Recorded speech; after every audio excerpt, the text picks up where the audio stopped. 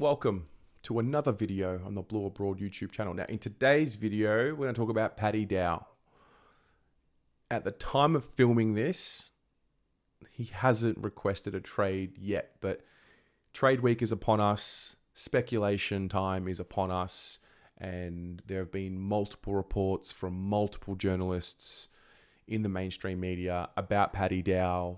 And so in this video, I thought it was important to cover that and put our thoughts down and document them and see what we think. So Paddy Dow, with Paddy, I've gone through a journey with Paddy. Drafted with pick 3, obviously, put a lot of time into him, got a lot of games into him early in the piece when Brendan Bolton was the coach, obviously. Seemed like Paddy was drafted to be one of the cornerstones of the midfield. Now, as the years have gone on, we've seen situations where he's been moved out of the midfield onto the half-forward flank. We've seen that work in patches, but probably just not to the level where it's enough. We've had form issues. He's been relatively healthy and durable, which is, I think, a credit to him and a situation that is good for him. He's found himself going from playing regular football to not playing regular football. I think Voss comes into the club and he wasn't playing much, if at all. He's shown glimpses, and 2023 we started to see him get back into the team really out of necessity, when we were missing Walsh, when we were missing Chera and these types. And I think the reality with Paddy is he good enough to play senior football? Absolutely he is. Is he at the level at Carlton where he's in the starting 22 if everyone's fit and healthy? Clearly not. And so that's where the question arises. What's he worth to us with a contract compared to a situation elsewhere, whether it's St Kilda is the reported team that are having the most interest in him. So whether they're offering, a number of years on a deal compared to Carlton's one, not sure. It seems like from the outside looking in that the Blues have offered him a year deal. But, last year, if you circle back, he was actually told to explore his options and he wanted to stick around and fight it out and fight for his spot, which I think is a really noble and commendable situation, considering he could have very easily potentially gone somewhere else. I don't know the ins and outs of how much interest there was in him last year, so there is that I'm mindful of, but it seems like this year around St Kilda seem to be interested in bringing him into their midfield mix. So at this stage, it's very speculative. There hasn't been a formal trade request like what we've seen with Zach Fisher. We haven't heard from Paddy's manager in the media just yet. So this video will probably have a lifetime of a couple of days before the news changes. But I think in anticipation of trade week, this is another one where we are looking like we might be replacing.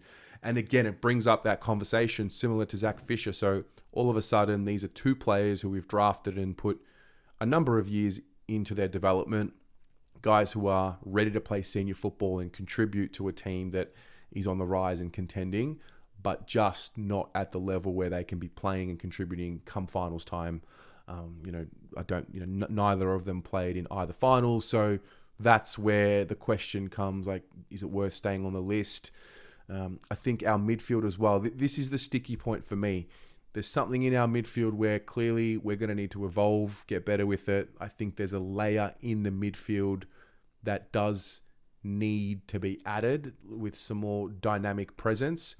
Paddy Dow, to me, is a dynamic player when he's at his best.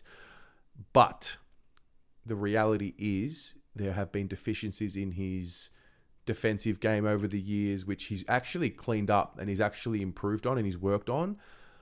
Is it a situation where you just hang on for another year and back yourself in to get into the team next year? Like, can he do it? That's the tough point.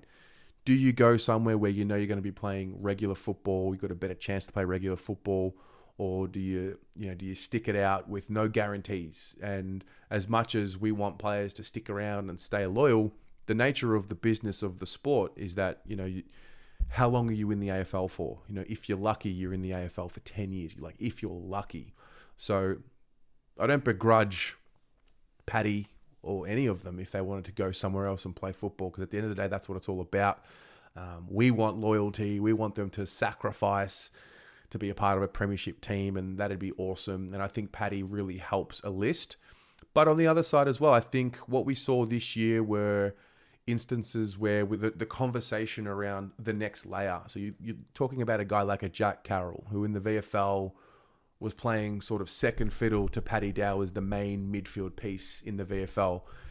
Have we just gotten to a point where, listen, Paddy's been on the list for a while, hasn't been able to crack into the team regularly and consistently when everyone's been fit and healthy due to his form? Do we now move and evolve and say, okay, listen, Jack Carroll, you've been in the system for a couple of seasons, haven't been able to get the midfield presence just yet. Do we start moving on? And that is where I ask the question, like, how many years do you have from when you're drafted? And I don't know what the answer is. I think the answer changes depending on the player. But how many years do you have as an inside mid or as a midfielder, we'll say, to solidify yourself in a team before you get to a point where you're saying, it's been X amount of years, 5, 6 years, 7 years, whatever, and we need to move on and start looking ahead. So that's the reality of it, and that's the hard part, because there's an attachment. You know, Paddy, you know, we've been with Paddy from the beginning when he was a teenager, and, you know, we've covered every single game that Paddy Dow has played. We've covered it. So there's that attachment, but also we're in the business of winning premierships. And so unless Paddy's able to crack into the team and force us to have to play him, which I don't think he was able to do when you zoom out, that's the case. So we'll see. This one, we'll see. Is there a reality where he sticks around? I think so. It seems like it's more likely than not that Paddy will leave, to me anyway. So we'll see how this one plays out. I'm sure there'll be an update on this and we'll go from there. But what do you think about the Paddy Dow situation? What would you do if you were running the list? Would you want to keep him around, or would you encourage him to explore his options? And, you know, do you have a strategy up your sleeve? That's the other part as well. Similar to what I said in the Zach Fisher video, Nick Austin and the team, I think they've proven that they know what they're doing. We're not in a situation where we're looking for what's wrong. I think they're looking to regenerate the list, in whether that's through the draft or free agents or trade, who knows. But let me know what you think about this situation and we'll go from there.